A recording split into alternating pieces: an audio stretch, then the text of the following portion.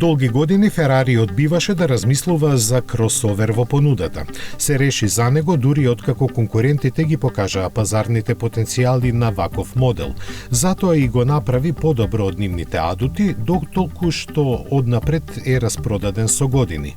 Но успехот на компанијата не се базира само на него. Според одговорните, фабриката има толку нарачки да го потполни целото производство до 2025 година и без пуро сангуе. Забележаниот пораст на продажбата од 10% во првите месеци годинава покажува дека ланските 13.200 возила со леснотија ќе бидат надфрлени.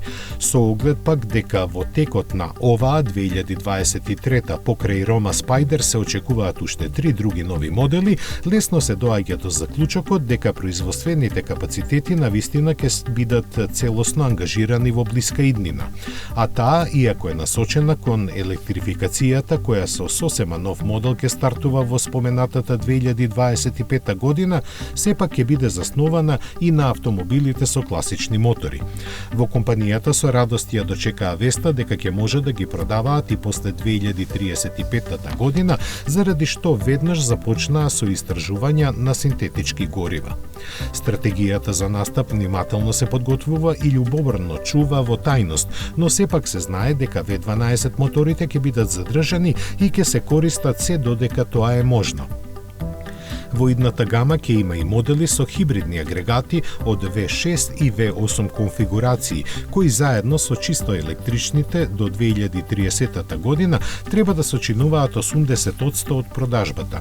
Колку е исправен овој начин на размислување и делување докажуваат бизнис вестите, во кои се вели дека берзанската вредност на Ферари достигна 54 милиарди долари, што е повеќе отколку на целиот Стелантис. Марката од Маранело како посебна компанија се издвои од Фиат во 2015 година со иницијална цена на акциите од 52 долари, а сега тие се тргуваат за 6 пати поскапо. Само од почетокот на годинава до сега нивната цена има пораснато за околу 35% со силна тенденција и понатаму да расте.